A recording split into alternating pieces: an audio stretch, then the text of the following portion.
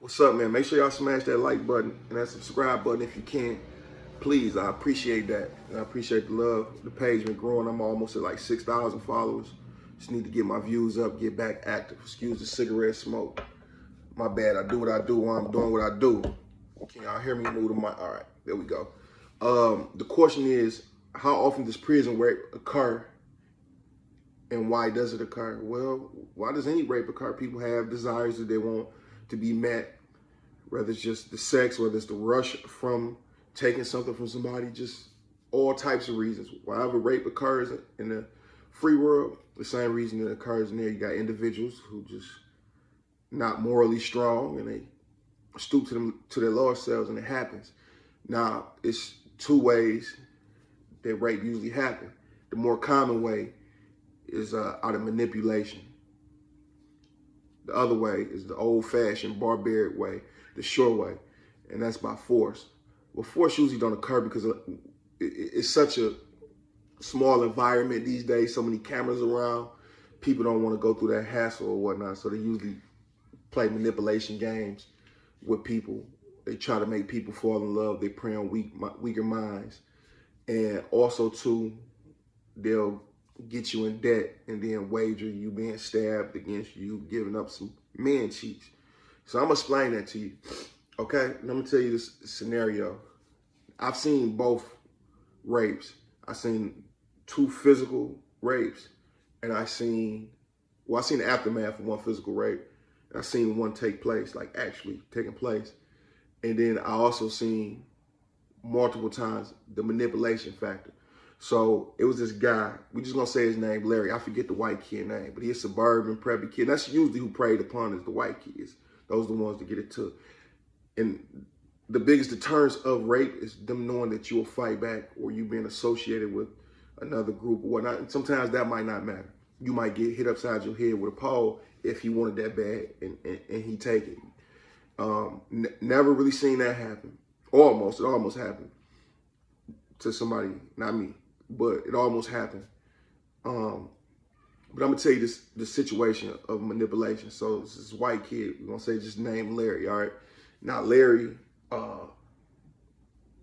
was brawling food. So when you brawl food from the store man, if you go get $1.50 bag of chips, you owe him $1.50 back plus half of what that chip costs. It's called 1.5. So you owe him the bag of chips back and 75 cents. So Larry got into hundreds of dollars worth of debt. Now, Larry got a secure pack. He already got his secure pack. You only get a secure pack. That's extra food your family can order. You can get it once every 3 months. So he had his. So it's going to be 3 more months until he can get the next one. So he ordered a secure pack in somebody else's name. And he already beyond his limit with his family. They didn't have no more money to send him, but they sent him some extra money. So Larry ended up sending it to the guy that he was storing stuff out, brawling stuff from. We're just going to say that guy named John. He was going to John. And John told him if he wanted to order an extra secure pack to get the food so he won't have to keep waiting for his money back, then he has to, send a secure pack in his name, pay him a little $30 he owe him out of there, and pay the guy 10 for doing it and take the little $40, $50 left for you. So he got the secure pack order. Now, the guy he went and got the secure pack order in his name, he didn't give him his stuff.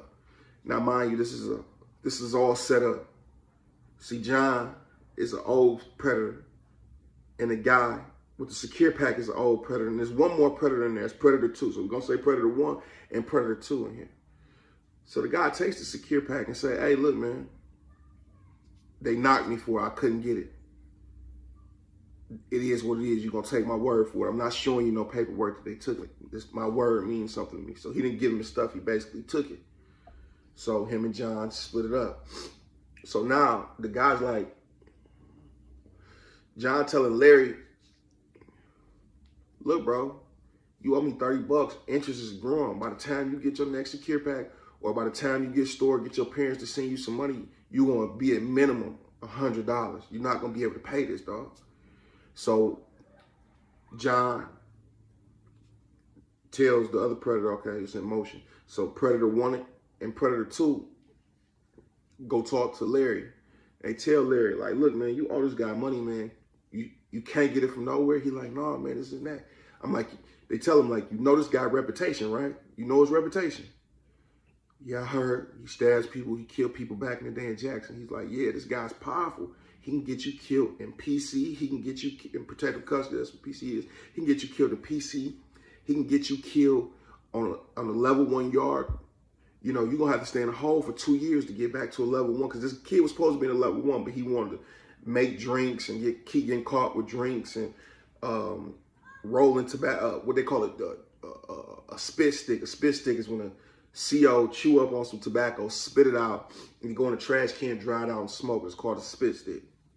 So he telling this guy, like, it's going to take you about 2 years to get back to a level 1 if you go to the hole. If you go to the hole, you're going to have to sit in there, because you have to sit for 4 months. Is it 3 months? Every 3 months, your points will go down.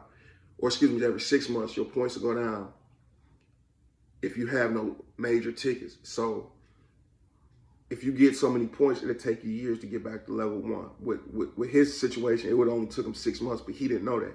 So he like, man, you gonna go sit in that hole? You've been there before. You gonna sit in there for 2 years running from a guy? He like, nah, man, you right about that. I want to kill myself while I was in there. He's like, well, Predator 1 like, well, look, you want me to work something out with him? He like, yeah, if you can. He's like, well, you know, he like white guys. He like, what do you mean, whatever? I'm hearing this whole conversation. We in the barns, we in the pole barns. We can hear everything. It's 8-man cubes and with no doors. We can hear everything. So he tell him, like, look, he like white guys. Larry like, nah, man, I ain't gay. He like, hey, man, listen to me, bro. That don't mean you gay. If you do it in here and don't go in the world and do it, you're not gay. If you wasn't in the world doing it, you're not gay. And it's called survival. Anything you do to survive, whether it's sex or whatever, that's not gay, man. You hear me? You putting your life on the line for this? I like you, man. I don't want to see nothing happen to you, bro. I don't even like that whole situation, but I know it's the only way to solve it and not get you stabbed, bro. Get your parents killed out there, maybe. That guy out of his mind, man. You should have never brought nothing from him, bro. You're like, man, for real. So Predator 2 get called over. He like, come here, let me ask you this. So Predator 1 asked Predator 2 in front of him. He say, now they all in on this. Remember, follow me. They all in on this. He asked Predator 2, hey, would it be gay if he gave him a little to pay off his debt? He like, oh man, that ain't gay. That's survival, bro. That's why everybody at the penitentiary know that. See what I'm saying? I can ask somebody else. He like, no, I don't want nobody else. Larry, I don't want nobody else to know. He like, bro, Predator 1 like, bro, I'm about to go hook it up, all right? Look, at lunchtime, just stay back. He'll have some food for you. Give him some. So he go tell John. And John was like, hey, man, he come to him like, I'm glad you came to your senses or whatever. I wasn't even thinking about it this way. But you know what? It's cool. I accept that. Usually I just stab a guy if he ain't got my money. I wouldn't even take no sex from him, but I like you. This dude, man, he said all I had to do was give you some, you know, I don't have to do nothing else. He's like, well, we'll start off with that and we'll work it out. All right? He like, man, for real, like, look, listen to me, bro. What you want to do? You want to keep owing me money and let it build up, or you just want to do this? So lunchtime roll around. He over there on his knees. The Predator 1 come over there like, hey, look, I'm next. I set it up. You owe me. You don't want to owe me either. He like, what? Man, he's like, look, bro, I'm going to make it easy as possible. Just open your mouth. I'm going to do everything. I'll just open your mouth. Keep it wet. That's what he said to this guy. And I tell my bunkie, I'm like, you hear that? He's like, yeah, I hear that. I say, man, maybe we should say something to him. They over there just having sex all out in the open. They raping, dog. He say, He say, be ill, petty, pop. Look, you mind your business. Those some old penitentiary gangsters and they kill us. They know we behind you, but it don't matter. We ain't getting nobody else's business. If he a punk enough to get raped, then let it happen. All he had to do was fight back and say you ain't getting paid and took his licks or gave something out. It's like, you better not say nothing. Son of that bunk. I'm like, all right, big homie. In my head, I'm like, man. So anyway, Predator 2, get his off. Predator 3 come. He like, ain't no talking, just hurry up, do the same thing you just did for him. He's like, look, at the end, John came and said, look, you just don't pay me off in one swipe. You can do this for all of us for 3 days in a row, or you can do it for me, just for me, 7 days in a row. Which one you want to do? He's like, man, I'm just trying to get this over as fast as possible, and not have nobody know. He's like, all right then, I got you. Dinner came around. He like, where you going? He's like, nah, I got a noodle for you. Stay here. I told you you got to do this days in a row, not once a day. You already agreed to it. Dude, he say, Joe complaining nothing. You lucky I ain't stabbing you in your eye. You hear me? Man, yeah, all right, man. Get in. And then Predator 2 came. Predator 3 came. The next day was the same thing. But this time, Predator 2, 3 came. Predator 4 and 5 came and paid with commissary. Gave the guys like $20 a piece and like noodles and, you know, other junk food for this kid. And I'll never forget the look on his face. For weeks, he couldn't look nobody in the eyes. Couldn't look nobody in the eyes. Like a month later, he ended up getting some money, and still he ended up getting like $100 altogether.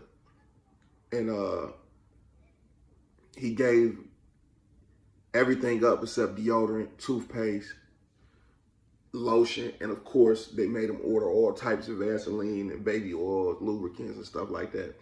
So they gave him his hygiene. All the food that he bought, they took it. They took it. Everywhere he go, he would have to be accompanied. Well, he didn't have to, but they would accompany him, talk to him, make him sit on their lap in the day room, you know, say things to him. And these guys, man, was vicious. They didn't no bar. It messed you up. I'm not gonna keep going on and on about it, but as I'm thinking about it, I'm like, damn, dude, this it messed me up. Now that's the one coercion that I got, like story that I got. It's multiple. I seen that all the time, like to put fear in you. But the actual physical rape, I had seen. I was in the bathroom one day, and I was on Sanchez. All y'all know, on Sanchez, you gotta actually go to the bathroom, and after you go to the bathroom, you gotta go right back to your room. You're a step away from the hole. You're on restrictions. So I'm in the bathroom kicking it as long as I can with one of the homies from Flint. So me and the homie kicking it. And it's me and the homie kicking it. We see this guy. I'm not going to say his name. I never say never. I never know if I'm going back to prison. Not anything can happen. So I don't want to put certain people on blast that you know, I go in there and they try to kill me. But this guy was in my particular organization. And he's been down. He been down for like 30-something years. And he's a known rapist and homosexual. But I didn't know it at the time. I didn't know it. So he keep walking back and forth from the stall, sitting on the stall with his pants on. Like, this guy nasty as hell. What is he doing? He keep washing his hands, putting on gloves, taking off gloves. So about 10 minutes past, we see a homosexual walk past with his other homosexual friend. This white homosexual name was Lady Gaga. Why do they call this homosexual Lady Gaga? Because this guy actually looks like Lady Gaga. And everywhere this guy goes, somebody stabbing over him, some rumor coming out about a gangbanger trying to mess with him, somebody getting stabbed, somebody getting beat up, or he getting beat up. And he ain't been doing nothing but simply being nice, being himself. But he looked like Lady Gaga. And I mean this in the straightest way possible. The whole body, the nose, all that stuff looked like Lady Gaga. And this particular guy didn't have boobs, so they didn't put him in a transgender unit, which he should have. And I don't know if he's sued or not, but he should have all the danger he'd been put in because he should have been in a gay unit. So anyway, dude walked past. I see my brother mans go behind him. I say, damn, he must owe him some money for a store or something like that. So dude go behind him. As Lady Gaga go in the room, he stick his foot in the door. We looking. All we hear is, ah! In a death move. We like, oh, he down there. Stab her. Come on, let's go down there and see this real quick. So we walk down there slowly, trying not to make no scene. We go look. Dude got the door cracked open with the knife to his neck up against the locker, right? We hurry up, turn around. Go back in the bathroom. Like, don't you just see that? Dude come back in the bathroom, the guy who raped Lady Gaga, he come back in the bathroom, make Lady Gaga go in the shower and wash up. He keep washing his hands. He got his pants on, but unzipped and reaching down his pants, washing up. We like, what's going on? He just keep smelling his hands, keep going crazy. Like, he like, we like, bro, what's wrong with you? He's like, nothing, man. Did you just see that? Did you just see that? We like, nah, we ain't see nothing, bro. Nah. He like, well, good. I ain't have to see that anyway. I had to stab him. That's all, man. I had to stab him, make him go wash up for real. You owe me some money, man. That dude did, that guy nothing, because everybody gave him what he wanted. Lady Gaga had lockers full of everything that you can get in prison, damn near. You know what I'm saying? There was on the commissary, tunas, all chips galore, noodles, all that. But he went there and raped him. So it took about a half a day for Lady Gaga to go tell on him, and he ended up getting sent to the hole. And then dude dropped the charges and didn't want no part of it because he was getting pressure from the guys in the organization that has done it in the past, and people might have forgot that he used to do it. Nobody might be old enough to remember back when they used to rape people, but he was getting notes from all these guys talking about, you better not do this, and that. So we ended up kicking dude out of the temple for a while, but they allowed him back simply because he's a killer, and they don't kick the killers out too long, no matter if they gay or not. If they willing to shoot, stab people for the organization, and make it feared on some yards, the Moorish Americans will forgive those people, man, and have them right back in the temple and pretend like nothing ain't happening. And a lot of them guys been down 40 years, so they seen this so much back when the cameras wasn't around. Just imagine when the cameras weren't around and it wasn't as many guards. It was one guard for every 70, 80, 100 people or whatever back in the day. Do you know how many people was getting raped? You in a place with the rapists, with the worst of the worst. That's crazy. To deter rape, the only thing you can do is show that you'll defend yourself. But no matter how big or bad or strong you are, if a guy really wants you and can get you in the right position, he can take something from you, because all it takes is to pick up a heavy object and hit you right over the head with it. And you unconscious and you wake up and you hurt in some places you don't really hurt at, right?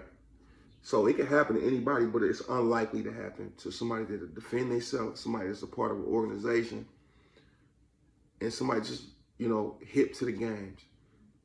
Don't take nothing from people because they want something for it 9 times out of 10. They want something back for it. Could be sex, it could be them wanting you to join their gang, it could be just to be your friend.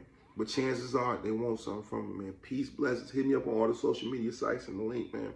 I'm hearing more stories on the way. What was the craziest thing you can say you saw? What was the craziest thing you saw? Okay, the craziest thing I saw, I was in the Dunes. What's the Dunes? It's a correctional facility in Succotash, Michigan. It used to be like a missionary school for nuns or something like that, but they turned it into a prison. Well, I was in the Dunes, doing time in the Dunes, and I was in charge. I was the clerk or the special activities director. So I was actually had my hand in some of everything, the newspaper, everything. So, and also at the time I was a clerk for the food technology instructor. So I did that so I could eat what I wanted to eat, you know, good food. I cooked right down there myself, lobster, steaks, whatever I wanted. So there's a laundry room right down the end of the hall, just before you get to the food technology room. And I was walking toward the room and I heard somebody crying. Now, it's a guy, we call his name is Mighty Joe Young. A lot of people know him. A lot of people know him. He came from Central Complex to the Dunes. He spent a lot of time inside the walls, weightlifter. Called him Mighty Joe Young. This brother was about 6'8", and weighed at least 320, 340, all solid muscle. And he was the laundry clerk. He was the laundry man. So I was walking down the hall. This particular part of the prison is in the basement. I was walking down the hall, going toward the room, and I heard some crying. like, what the crime was. So I slowly eased up, and I looked in the laundry room, and Mighty Joe Young had a white boy choking him, had it up in the air, pinned him against the wall, and was sucking his thing. I stopped. Whoa! I could not believe what I saw. Cause everybody was like, we talking 6'8", 340-pound muscles, work out with the weights all day. Everybody kind of stay out the way. But so I knew that I need some witnesses. So I eased back to the activity room where they got the ping pong tables, no pool table, ping pong table, television. I told the guy, hey, come here. So I took about 5 guys with me, and we tipped down the hall, and we peeped in the room, let them all see. We said, oh, look at you. He put the boy down. Oh, no, it ain't what you think, it ain't what you think. No, man. And so he got mad, trying to get, you better not. And that's when I found out he was scared of knives. Because he's big. I'll pull my knife out, because I think he's going to do something. I'm going to make him leak it. But he stopped. That's when I found he was scared of knives. And from then on, he was under our thumb. Name Mighty Joe Young. Mighty Joe Young. 6'8", 6'7", 8? 6'8", all muscles. I seen another crazy thing is Crying Shane. That's another homosexual female wannabe. And Crying Shane was 6'5". And his boyfriend was about 5'2". And his boyfriend would walk around. They walk around together. His boyfriend would carry a milk crate, them plastic milk crates. And so his boyfriend walked around with this plastic milk crate and hold a hand of this giant. This giant next to him. And whenever he get mad, he'll set the milk crate on the ground. Anybody been there, tell him, I'm not lying. He'll set the milk crate on the ground, stand on the milk crate and tell him, hold your head down.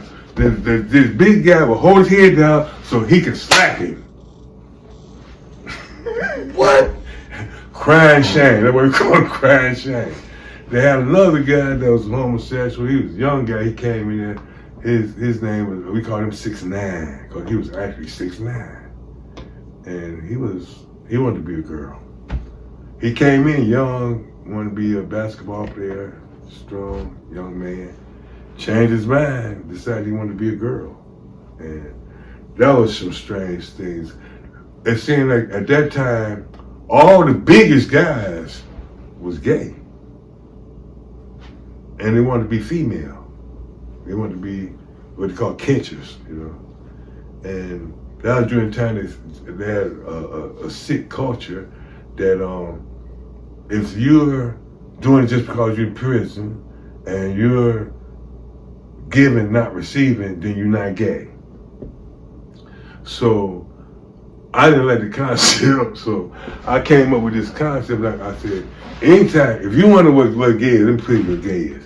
Anytime two people of the same sex do anything, get involved in any type of activity that causes any one of them to become aroused in any kind of way or reach some type of climax, then you've been involved in a homosexual act and you're gay. Not saying nothing wrong with it, but that's what you are. So you can't tell me that you can have sex with men while you're in prison, then when you get out of prison, you're not gay anymore. That's not the truth. I believe that's where a lot of download stuff come from. That same attitude. No. They're just men trying to hide the fact that they can't live themselves being gay, so they're trying to hide the fact that they're gay. One was him, man. It's your boy HB Jizzle, man. We back with another video, man. Today we're gonna talk about the first time I seen somebody get jugged up. You heard me? With that poker, man. That's what we're talking about today, man. Make sure you like, subscribe, hit the notification bell, man, for every time I drop. You heard me? Make sure you share this too, man. Facebook, Twitter, Instagram. Anyway, man, share these videos, man. We're trying to build this channel up. You heard me?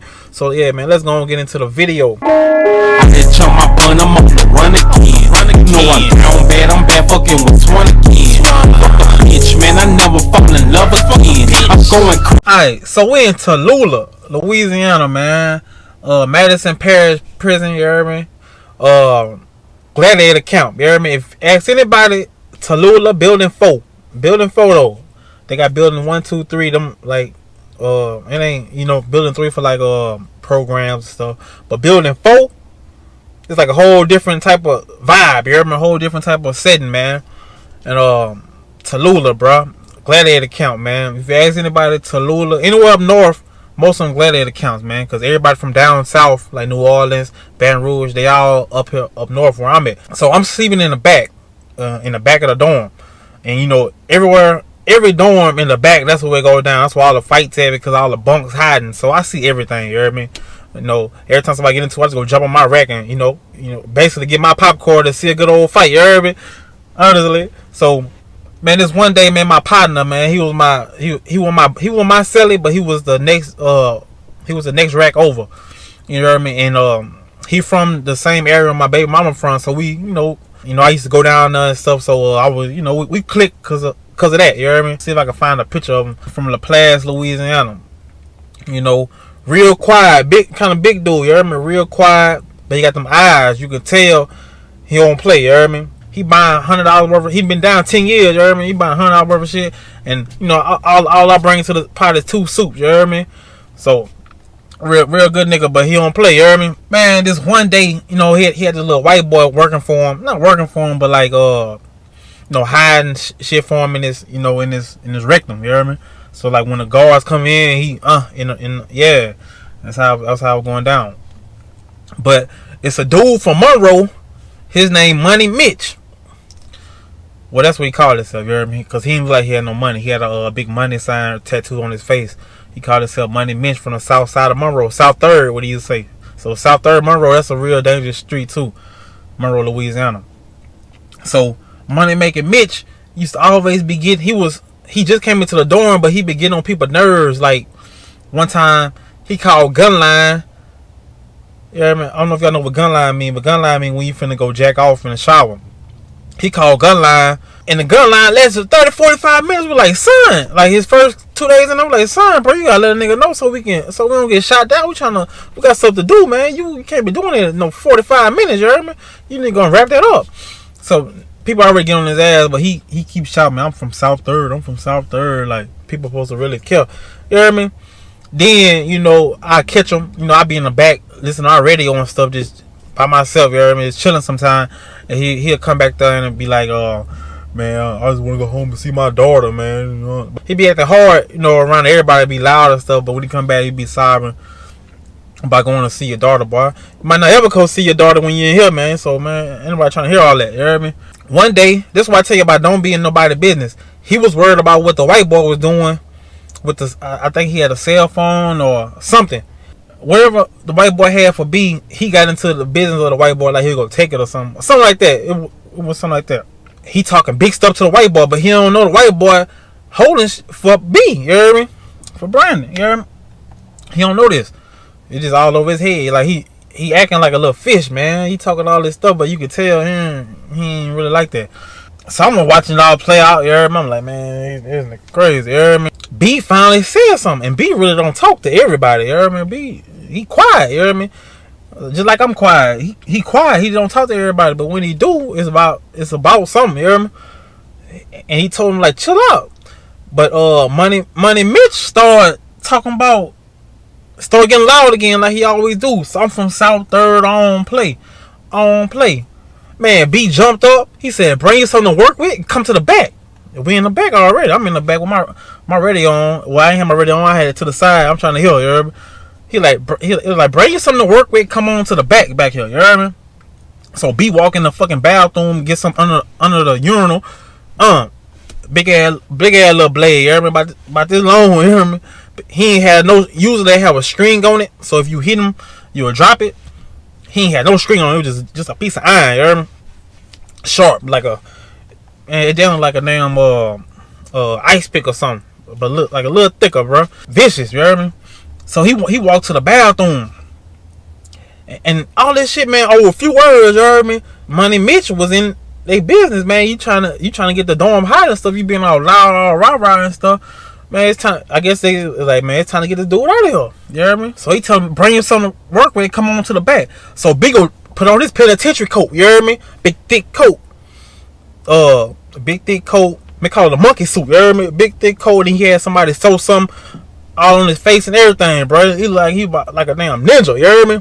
I'm like, ooh, it's finna go. What I do, or what everybody do, they put their shoes on, cause you never know. The whole jail could break out, start fighting. You hear me? The whole dorm could start fighting. So I put my shoes on just in case. I gotta, you hear me? I gotta throw these bitches.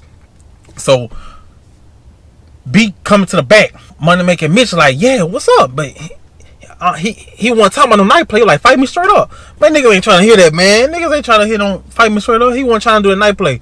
Cause he ain't had no knife. He just got in his dorm. I guess he ain't had no knife.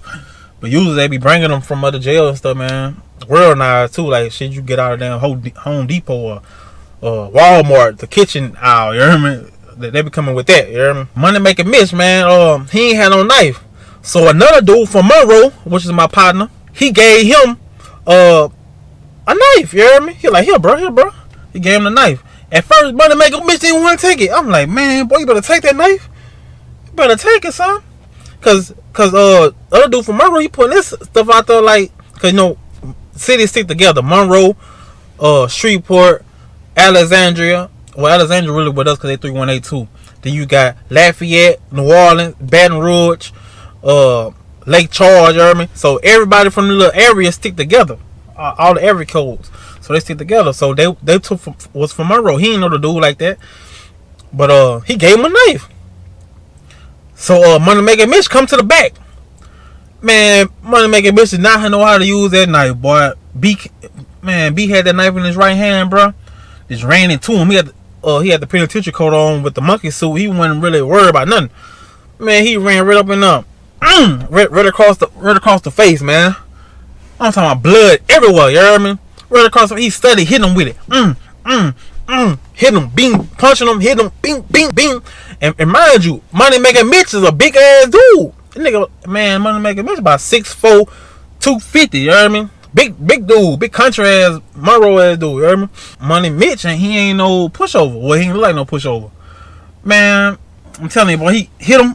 The first swing, he right across the face, bro. Money Making Mitch dropped his knife and everything, bro. I'm like, damn, son. Now he fighting for his life. Man, boom, he punching him, scraping him with that bit, hitting him, sticking him. He trying to hit him in the side, but the knife is not even sharp enough, man. Like, he just made that bit of stuff, bro. Or, he was in the middle of making it. He trying to hit him in the side. It might have went. I don't think it went through. Nah, it didn't go through. But he hit him and boom, fighting him and sticking him. You hear me? I'm like, ooh. So I'm just waiting for the people to come in. I'm like, oh, I know they finna come in. People didn't even come in, bro. Usually in Tallulah, Jonesboro, Tensall, Callahoola, LaSalle, all them little jails, son. Them guards not coming in till all that's done. You heard me? Because they not finna risk themselves getting stabbed. So it's really, man, you gotta fight for your life. Because them guards not finna come help you like that. Unless it's, you got certain guards that that's superheroes and shit. But most of them guards, man, they from the country, man. They just trying to make their little $14 an hour and go home. You hear me? Man, they not coming in that dorm. And they're not coming in the dorm until it's over with. You hear me? And at this jail, Tallulah, man, a helicopter come every week to lift somebody out there, bitch, to take them to Shreveport Hospital. You hear me? That's how rough it was. Every week a helicopter coming, landing on the jail, taking somebody out, airlifting them out, man. Airlifting them out to the jail. You hear me? I mean, airlifting them out to the hospital. That's how crazy it was in Tallulah. Be getting them, jugging them. He jugging them good. Hear me? Then it finally end. The people still ain't came in here yet. We like, damn, boy. Usually they're coming in the first thing. You hear me? So they wasn't nobody in the key watching them. So, man, it's blood everywhere, man. It's blood everywhere, man. So B go jump in the shower. You hear me? And I say soon as B go jump in the shower, they yell count time. So it's this nigga wiping up the blood and everything. You hear me? They ain't trying to get them caught, so they wiping up the blood and everything. I'm like, ooh, I'm just on my rack. I'm like, ooh, cause it's all about like me and B rack right on the back end of the wall, and the blood all right there, bro. All by our rack and shit. I'm talking about so much blood. I'm like, ooh. I'm like, boy, I don't want no problem with these, man. These dudes crazy, you hear me? Oh, yeah, B go jump in the shower, and Money Making Mitch go jump on his rack. It's count time now. So count time come, the guards come in, B still in the shower, dude on this rack trying to hide his cuts and stuff. He trying to hide the cuts, so he lay under this cover in his rack. The police didn't see the blood. They cleaned it up real good. The police didn't see the blood. They do the count time. Oh, B jump out the shower. Like, yeah. Usually when something like this happen, man, you supposed to fight until y'all get separated. You don't supposed to let somebody stab you and you stay in the same dorm. So everybody wait for him to check out. Which I mean before he didn't check out, you heard me? He didn't check out. And when B jumped out the shower, he was telling me, he like, I ought to jump in the bed, lock on to him, you heard me? Hit him again. I like, man, chill out, man. He had enough, man. He over the under his cover, man. He over there. So I kind of talked B out of that shit, you heard me? Because he about to go jump on his top rack and hang, and yeah, man. I'm talking about real gladiator shit, man. I talked to him, I like, man, don't do that, man. Because they try to charge people now and stuff like that, man. You about to go home. You been down 10 years. I talked B out of that shit. I like, man, he done had enough, you heard me? He like, hi, boy, you right, you heard me? I'm going to let him make it. But, yeah, man. So it was a crazy night. So B all night, B was on coffee. He was up because you know when you do something like that, you gotta expect retaliation. You heard me? So B up all night. I'm like, man, I'm finna go to sleep, man. I ain't finna stay up. You know, after 2 or 3 o'clock in the morning, I'm trying to go to sleep. I'm tired. I'm like, man. I'm like, you good, man? He ain't really like that. He was just all talk. You heard me? Everybody from Monroe and Bears and shit like that, man. This man ain't said nothing else. Then the next day, bro. The next day, Money Mitch come back and shake this man's hand and say, man, my bad. I was wrong. He apologized. You heard me? You got a big cut on your face for life. You come in and apologize? Man, you had to kill me, bro. Real talk, man. You had to kill me. But that's go to show you, man. Most of them dudes that be talking, all that talk, all that big talking and stuff, they not really like that. You heard me? They not really like that, man. So don't let nobody put no fear in your heart. After I got out of jail, man, I was I live in Monroe. I'm from Ruston though. I live in Monroe, Louisiana. But Money Mitch ended up going back to jail for murder. So he ended up killing like a club promoter or somebody. He shot him in a hotel. And I know how he was already ready to go home. When he was in the dorm then, bro, how he was crying every day and talking about, man, I just want to go see my daughter. He turned down religious.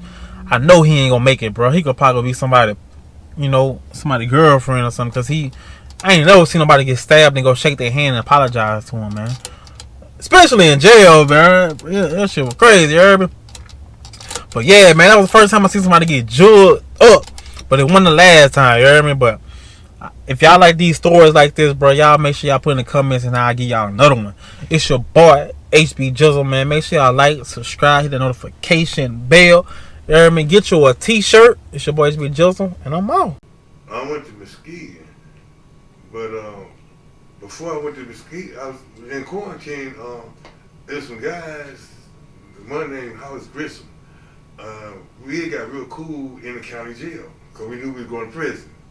So when we got to prison, we decided, well, you know, when we all from Detroit. When we go inside, let's just stick together. You know, no matter what. Mess with one of us, got to mess with all of us. Like, okay, I'm kind of all right with that. I'm kind of used to that. Okay, we got to go in this hostile environment. Yeah, okay, I'm with that. But this one guy kept on, one of his favorite saying was, you know, suck my, whatchamacallit, suck my thing. And I noticed he was saying a lot. And I was like, I really don't want to go inside Jackson prison with somebody that's inviting everybody to his private parts. And that's going to cause us trouble. I ain't trying to be like that in there, so I told him, hey, bro, you know, like, you can't go in there like that. Not with, you know, gonna be down with me. You can't go in there like that. And he's like, no, you can't tell me what to do, how to talk. That's true. I said, but I ain't gonna be down with y'all. And he threw some shade at me, and I didn't like the shade he threw at me after I said that. So I said, okay, I tell you what, invite me to your private. When I said the words, you know. So he started to say it, but you know, he opened his mouth and said, and I caught him good. He was sitting down, standing for all my weight into it. And his jaw went like a gate. No problem. And the yard was full, packed. There's some guards, the correction was on the yard, but they didn't see what happened. So everybody like, hey, go to the last one, you know how to help you. go to basketball court, go to basketball court. So after he playing basketball, so when that guy playing basketball, got the ball, started dunking. When I started dunking, I drew a crowd. Because what did that mean people dunking back then? So I'm putting like a dunk contest. So I got all these friends now. They like the idea. I jacked this guy up in the corner. I'm dunking the basketball. By the time the guy saw it, found the guy, they called the yard in. We had to go to the yard. And everybody kept coming by me and said, hey, they had to take the guy to the infirmary. Hey, his jaw's broke. Hey, they keeping him overnight. Hey, they keeping him for a while, more than overnight. So next thing I know, a few days later, about a week later, maybe a couple weeks, this guy, Pussycat, out of Saginaw, he was a pimp out of Saginaw, right?